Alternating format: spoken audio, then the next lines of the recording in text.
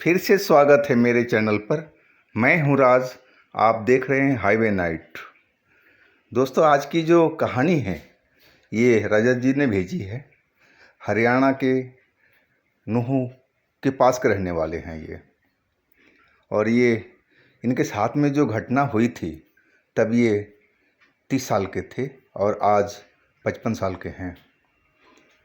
चलते हैं इनकी कहानी में। लेकिन दोस्तों, आपने मेरा चैनल को अभी तक सब्सक्राइब नहीं किया है तो कर लीजिए ना, धन्यवाद।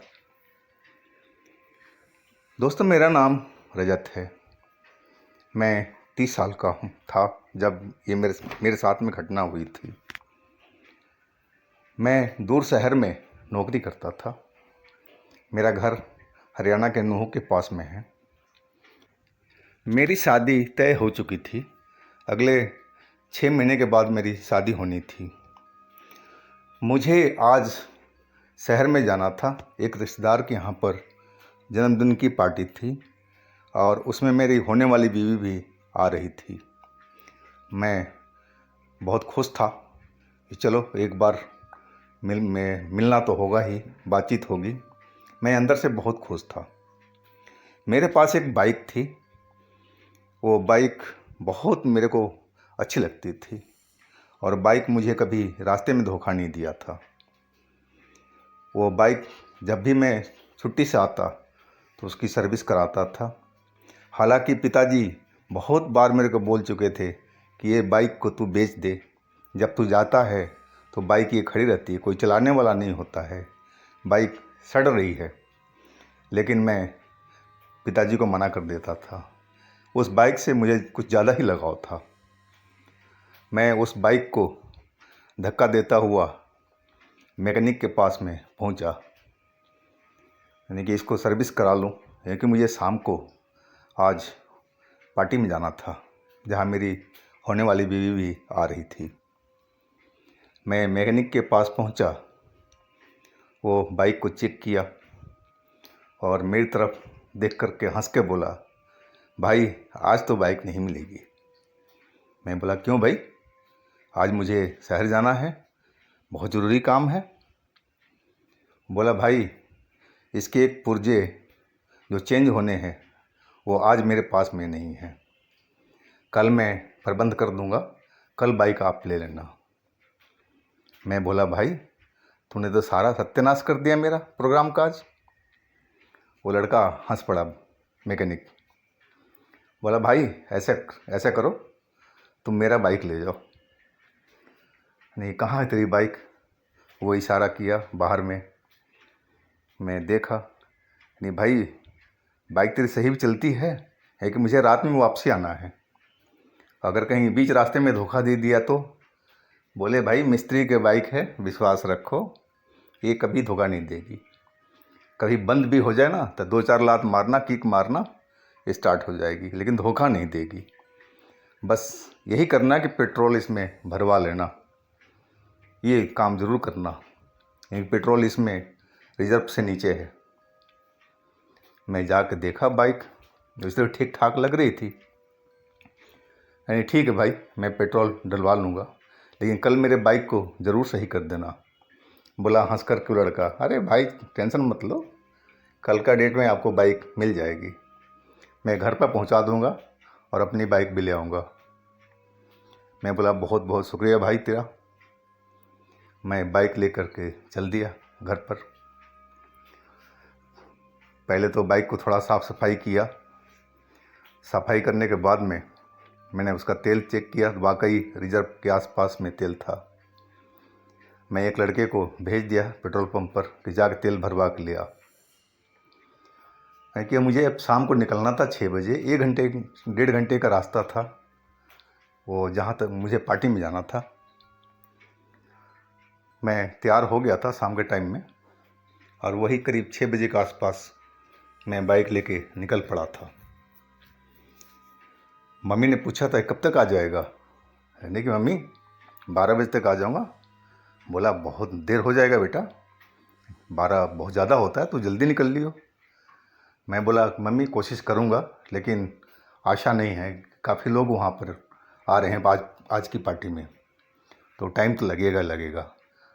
और मेरे लिए कौन सा ये पुराना, कौन सा नया रोड है। मेरा तो हर जगह का जाना पहचाना है, बचपन मेरा यही गुजरा है। तुम कैसी बात कर रही हो माँ? मैं माँ को समझाते हुए बोला। माँ हंस दी। मैं निकल पड़ा था बाइक लेकर के। मैं वहाँ पहुँच गया वक्त से अपना, करीब 1.25 घंटे के आसपास लगा था। मैं पहुँच गया था। मेरी होने वाली बीवी सोफे पर बैठी थी। वो मुझे देख करके मुस्कुराई और वहाँ के लोगों ने मुझे एकांत में मौका दिया बात करने का। बहुत अच्छा लगा। अभी पार्टी शुरू नहीं हुई थी, करीब 8 बजे के आसपास बाद में ही पार्टी शुरू हुआ था और वो पार्टी चली करीब 10:30 बजे रात तक। जो पार्टी दिए थे रिश्तेदार जो हमारे थे, वो मुझे रोकने की कोशिश किया कि बेटे आज यहीं रुक जाओ, सुबह निकल जाना तड़के। लेकिन मैं मम्मी को बोल आया था कि मम्मी मैं 12-1 बजे तक ज़रूर आ जाऊँगा, तो अगर मैं नहीं गया तो मम्मी चिंता में हो जाएगी। इसलिए मैं उनकी इन बात को नज़रअंदाज करता हुआ मैं सबसे विदा लेकर के और अपने घर के तरफ निकल पड़ा। मैं चलता जा रहा था और वाकई बाइक बहुत शानदार थी, उसकी मिस्त्री की बहुत सही चल रही थी। लेकिन मैं तेज़ चलाने वालों में से नहीं था। मैं अपना लिमिट पहचानता था कि मुझे कितने तक स्पीड चलानी है कि मैं कंट्रोल कर पाऊँ। मैं चलता जा रहा था। अब मेरा जो गांव था करीब 4 किलोमीटर के आसपास रह गया था। मैं पहाड़ी पर पहुंच गया था। पहाड़ी का इलाका था और वहाँ से नीचे ढलान की तरफ मुझे जाना था। दोनों साइड में जंगल लगे हुए थे और वहाँ पर जंगली जानवर भी थे। कई बार वो रोड पर दिखाई पड़ते थे, लेकिन ट्रैफिक की आवाज़ और लाइट सुन करके वो फिर जंगल में भाग जाते थे। हमारा तो बचपन ही वहीं गुजरा था, तो मुझे सब आसपास का सब जगहों का पता था। ऐसे कोई खतरा नाम का कोई चीज़ था ही नहीं। और मैं भूत प्रेत पर कभी विश्वास नहीं करता था और ना मैं मानता था। मैं मानता था सिर्फ भगवान को, गॉड को, और मैं भूत प्रेत पर कभी विश्वास किया ही नहीं। लोग बाग बोलते थे तो मैं हंसता था, यानी क्या झूठ बोल रहा, भूत प्रेत कहीं होता है। वही सब मैं सोचता हुआ और आगे बढ़ता जा रहा था। अचानक मेरे शरीर में ऐसे लगा जैसे बिजली का करंट लग गया हो। पूरा शरीर मेरा डर से कांप गया, सन से रह गया। अचानक हुआ क्या मेरे साथ में? तभी एहसास हुआ कि मेरी पिछली सीट पर कोई बैठा है। मैं डर से देखा पीछे तो मुझे कोई नज़र नहीं आया। मैं सोचने लगा कि आखिर मेरे साथ में ये हुआ क्या, मैं इतना डर कैसे गया, मेरे शरीर में क्या हुआ था। मैं बाइक बहुत कम स्पीड में अब चलाने लगा था डर के कारण। तभी मुझे लगा कि मेरे कंधे को कोई जैसे छुआ है पीछे से। मैं फिर मुड़कर देखा तो पीछे कोई नहीं था। मैं अब डर तो बहुत ज़्यादा गया था और मुझे वो बात याद आने लगी जो लोग बाग कहते थे कि भूत प्रेत होता है। मुझे अब लगा कि कहीं वो बात सही तो नहीं है, लोग सही बोलते थे क्या। तभी ऐसा लगा कि मेरी हैंडल मेरा हाथ पकड़ करके किसी ने झाड़ियों की तरफ मुड़ दिया बाइक को। मैं बैलेंस नहीं रख पाया और सीधा बाइक लेकर के झाड़ियों में घुस गया। मेरी बाइक तो झाड़ियों में जाकर के आगे फंस गई और मैं बाहर ही गिर पड़ा था। सन सा मैं पड़ा रहा। पता नहीं ये मेरे साथ में हुआ क्या। अचानक कौन था जो मेरी बाइक को मोड़ दिया। अब मैं अपनी बाइक को देखा जो अंदर झाड़ियों में गिरी पड़ी थी। अब मैं पीछे मुड़कर देखा तो देखते ही चौंक गया मैं। एक धुंधला सा साया जो उसके आर पार दिखाई पड़ रहा था। चांदनी रात थी, सब कुछ नज़र आ रहा था। वो परछाई के माफिक मेरे सामने खड़ा था, किसी इंसान की परछाई के बराबर। मैं देख करके एकदम सन्न सा रह गया था। मुझे लगा कि शायद यही भूत है। इसी को लोग भूत प्रेत पता नहीं क्या क्या बोलते हैं। मैं डर से उठ करके वहाँ से भागना चाहा और मैं सड़क पर आ भी गया और तभी वो परछाई मेरा हाथ पकड़ लिया। देखने को तो परछाई था, लेकिन उसकी पकड़ इतनी मजबूत थी कि मैं लाख कोशिश के बाद भी मैं उसका हाथ छुड़ा नहीं पाया। और वो अचानक मुझे खींचता हुआ बाइक की तरफ, जिधर मेरी बाइक गई हुई थी झाड़ियों के पीछे, उधर लेके जाने लगा।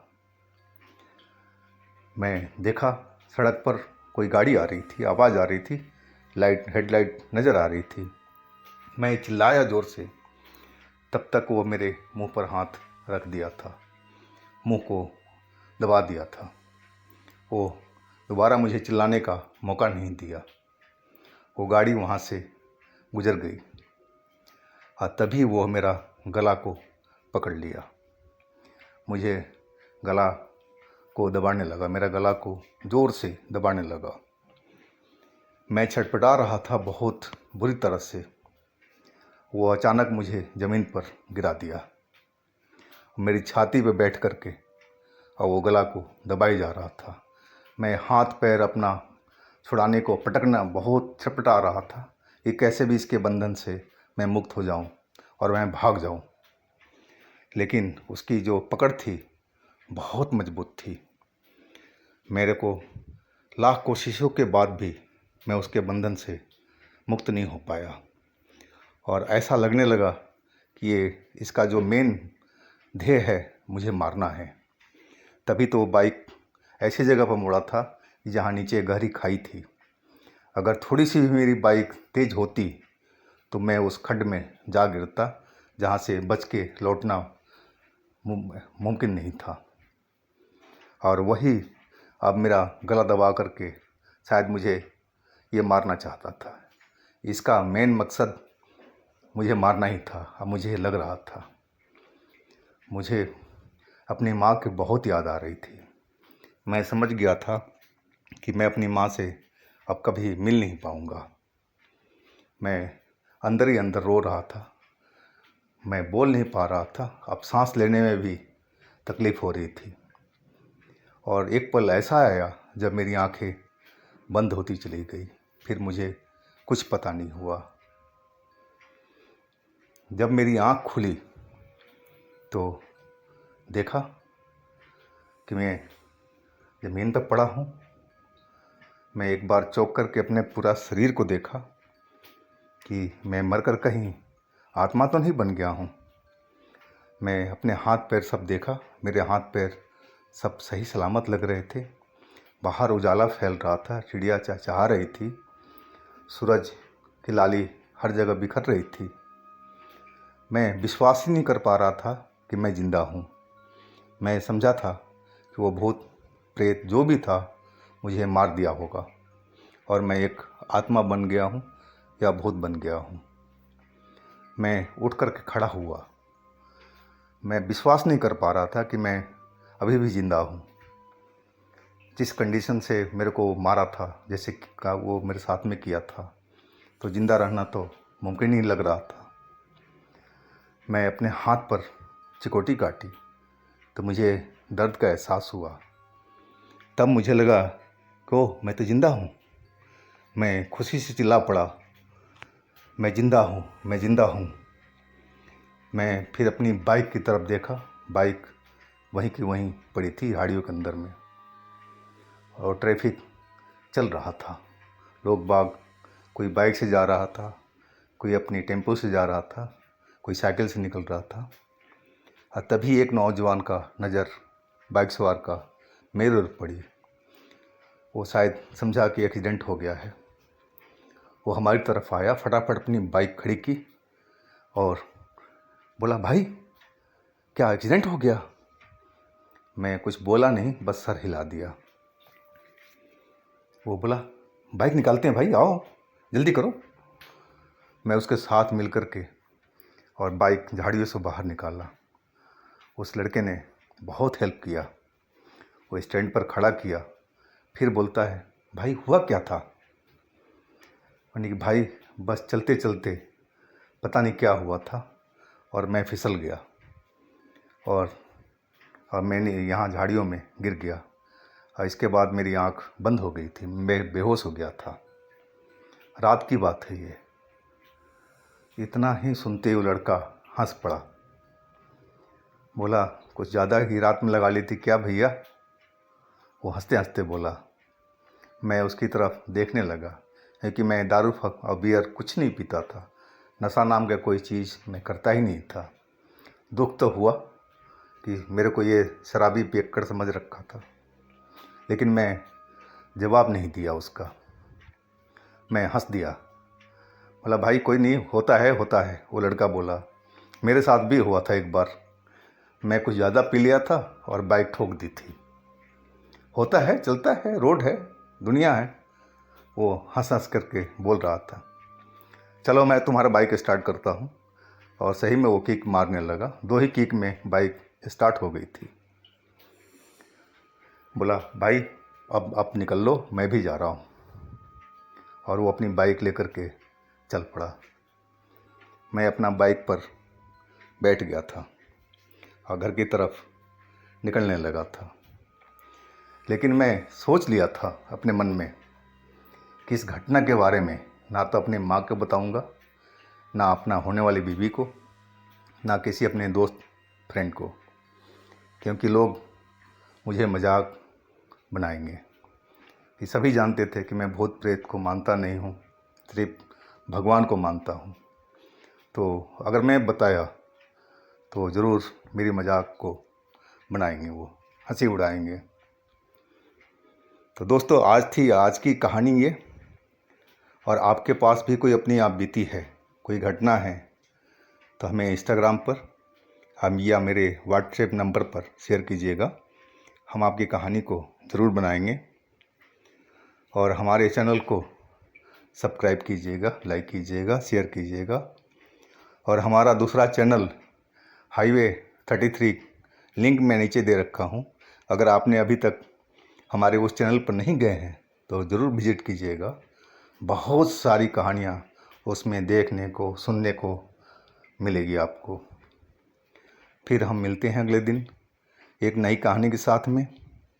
आप लोग अपना बहुत ख्याल रखिएगा। भगवान आपको खुश मंगल रखे। नमस्कार।